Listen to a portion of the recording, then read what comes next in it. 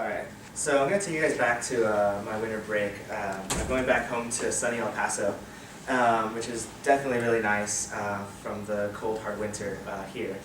And as I'm sitting there in my room, I'm watching my brother. He's just kind of sitting there on his phone, kind of like how Anna was talking about earlier. He's just like, browsing through, I think it was 9gag or something. And I'm just asking him, hey, what's going on? How are you doing? And he's just like, oh, good, just here looking at my phone, just looking at these memes and stuff. And I'm like, oh, cool. And he's like, hey, have you heard of this thing going on in Malaysia? And I'm like, what? And then he's like, oh yeah, the plane crash. How it's like, they're trying to find these guys or something. And I'm like, oh yeah, that's right. Because I had seen some articles and stuff while I was on Yahoo. And he's like, yeah, there's all these memes and stuff about it. And it's just really funny because it seems like no one can find them no matter how hard they try. And I'm just like, yeah, that seems to be it, And he goes on, he's like, or do you know about Russia, this whole thing going on in the Ukraine? And he's just like, and I'm just kind of sitting there like, oh yeah, there's this whole big thing going down. It's this whole build-up, to it. Not the whole thing hadn't collapsed yet. That kind of happened around March, but it's just kind of this whole build-up with the revolutions and all that. And he's just like, yeah, there's this this thing going on in Ukraine, a bunch of revolutions, and I'm just like, oh yeah, definitely. But what struck me there was just how it is that he knew all this stuff just from looking at 9gag. And I asked him, have you been talking to your friends about this? Like, do they know anything about it? And he's just like, no, they just kind of, sit back and they do their own thing. I'm kind of the one that has to tell them about it. And I was really amazed at that. And I was just wondering, what it is that was helping him to learn all these different things if he's just only on his phone on 9gag looking at these different memes. So here's what I'm going to talk about in my presentation is, if memes, are they only just a bunch of, if memes are just people on the internet talking about things with silly pictures, just a bunch of meme overlay here, or if it's something more. And I'm going to go ahead and consider that in my meditation on memes of communication. So we go back to the origin of memes. Now, what exactly is a meme? We kind of tend to use that word a lot, and it's kind of just thrown around a lot in our modern society, especially with the advent of the internet and how it is that most of us are really connected to it. Well, the thing is, memes actually didn't start on the internet. They came before then, way before then. Think back to 1976. We have this guy, Richard Dawkins. He came out with this book called The Selfish Gene. In this book, he's an evolutionary ethnologist and biologist, and he was trying to talk about how it is that genes are almost, just like the title says, selfish. They're not necessarily selfish in that they know what they're doing, but to us it seems like that. And there's this whole other different theories and stuff that he goes through. But at the end of the book, his final chapter is called Memes, the New Translators, or the New Replicators, I'm sorry. And what he talks about with memes is he talks about these pieces of information, these cultural units, that humans have used since basically they've been evolving, that are able to transmit little pieces of culture from human brains to human brains. Just in the same way that genes are used to transfer genetic traits, so for example, like fingers and all, can be compared to arches, the idea of building an arch, and how to improve upon that arch. And the thing about memes, as they were originally thought of, is that they're replicators, just the way genes are. So the way that genes move on from human to human down through the generations, memes are able to go down through the generations and be replicated, mimicked, and improved upon. So you get memes as being not only just silly pictures on the internet, but being things like music, pieces of music, basic build arches, pieces of clothing, just little units of culture that are able to be transmitted on down the line. But as we go on and through time, lots of people start having different ideas about what exactly memes are. Are they more like viruses? Are they more like genes? And what do they even have to do with the internet now? As we've been talking about, we've been seeing all these different photos. So a while back, about maybe a year ago, this guy named Carlos Castaño Diaz, he comes out, he actually goes and is a grad student in Denmark, oddly enough, but he's from Colombia, came out with this new definition for what an internet meme is as compared to what a meme is. There's this stark difference between what Dawkins was talking about and what it is that we kind of look on the internet now and then. So what he said is that memes have two distinct, or internet memes, have two distinct, parts to them. They have a structure, a meaning, but they can take different forms. And the only thing that is dependent is that the structure and meaning are retained. The form can be whatever it needs to be. So let's look at a first example, Grumpy Cat.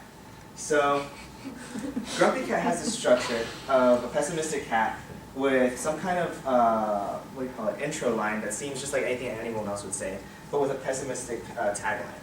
That's a structure. The meaning of it is just kind of ultimate pessimism. Like, if you're talking to a bunch of, if you're talking, like, for example, like on text or like messaging, and you send a grumpy cat photo, it tends to send this, convey this message of pessimism or, bad feelings towards something that would regularly be thought of as okay, And then we go to the form. The form can change. Now you see we got a GIF of grumpy cat.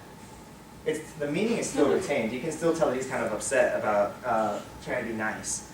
But the fact that it's a GIF is a lot different than it would be regularly just an image. We got another example with classic Doge. So Doge is actually a fairly new meme. It may not be like as well known as Grumpy Cat, but the basic structure of it is just this Shiba Inu dog with a bunch of Comic Sans, what do you call it, text around it, which is conveying internal dialogue, which is simplified. So for example, you can have just any regular situation like a birthday is like such a maze, wow, such candles, And even like my friends and I, we always talk about, if we have a good grade or something, be like, wow, such a, many college, so fun, And it's just that simplified internal dialogue, which is given that meaning. It's just taking regular situations and just dumbing them down to the level of a dog. And of course, we can also see a meme GIF form, bang on some drums.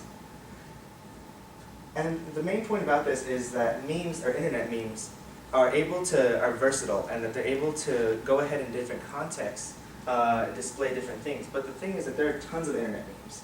There's, the troll face, you've got your why you know, you've got a sad Keanu, and you've got your socially awkward penguin, There are so many of these, it's almost like a language. People can just pick these up and know what's going on just because they know the structure and the meaning.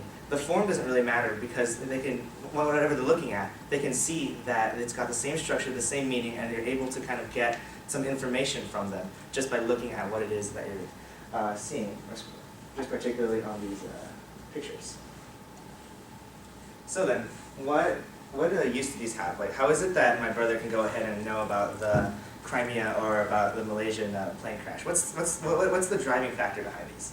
Well, the thing is that these can be used educationally, informatively, and the fact that they're current. These are some kind of traits that you can see in the way that memes evolve on the internet and the way that they're presented. So I'm going to use some examples from one of my favorite Facebook posts is Catholic memes. All right.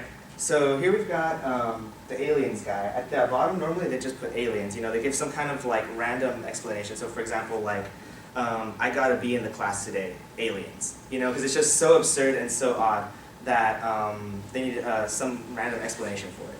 Well, here at Catholic Memes, what they did is they put, I didn't choose the thug life. The thug life chooses me, Calvinism. Trying to show you the doctrine of Calvinism, which was predestination. So, when it says the thug life chose, I didn't choose the thug life, the thug life chose me, it's basically getting rid of free will. It's showing how some people can get rid of free will and just say that it was chosen for them. And that's the doctrine of Calvinism. So it's going to go ahead and show the structure of a regular meme, which is just the aliens, which is trying to show you, it's so absurd and it's so crazy, and it shows you the explanation of it in order to convey some kind of educational meaning. And now we've got the Tumblr sad guy. So this guy, what's interesting is it'll show a panel with a guy giving some kind of bold claim, but that's easily refutable, right? And it breaks down his world. And it shows that kind of breakdown as you go on through the comic. And so here it talks about St. Patrick. A common thing that people of Irish descent will say to people celebrating St. Patrick's Day is, oh, you're not Irish, like, why are you celebrating it? And the common, and the retort Catholic News gives is St. Patrick wasn't Irish. Because in fact he came from the British Isles, or was it Gaul, some kind of place out in the Rome, because he was a slave that he brought in. And so what happens is you're able to kind of just see that the meme is trying to tell you something informational that wouldn't have been common, or you wouldn't have known otherwise. And you've got these other examples here. This one's kind of telling you things that no disciple ever said. And you've also got this one with Putin about talking about current things. If Putin stopped trying to start World War III, that'd be great. The fact that these memes are showing you that there are these current things going on around the world and that they're able to translate to you what's going on is just incredible because of the fact that they're just a bunch of photos that anyone can see on the internet. And because of that, we talk about the popularity of memes. Here we can kind of tell that there's a difference in the evolution of memes as time goes on. So when you have a meme that's super popular super quickly, it'll quickly fall out and will not come to be used anymore. So like it's been a while since anyone has seen an "oh really" meme, right? But if you talk about haters gonna hate, it's been going on for a long time. Its popularity as time has gone on has stuck because it didn't rise too quickly and fall out. It's mathematically proven through this report that they found of some German dudes in a university, I think in Berlin or something. They went ahead and charted out how it is these mathematical models can show as the popularity of the time, as time goes on, popularity affects the usage of memes. And the way that you can tell that the memes are being used is through Google Trends. Google Trends will go ahead and show you how it is that a search term is used over a certain amount of time. And so that's the way these guys are able to gauge how it is that a meme is used popularly and whether or not people will be able to,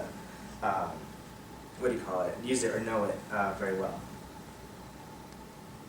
So, what we can tell from these is just that, and despite the fact that you've got so many memes and all this lexicon, and the fact that they fall in and out of usage can kind of go back to the original definition of a meme. That they're culturally, there's a cultural evolution going on. These memes are fighting for survival, and they're fighting for your attention. And what's going on is that not only are these memes fighting for your attention, they're also able to be used as a language. You're able to pick these up, and just the way that language transforms, so are memes going to be able to transform and submit and be able to, give their information to you as time goes on. So the more you know, you've got a lot of memes that now you can go ahead and use as an excuse to go and procrastinate on your projects a little longer.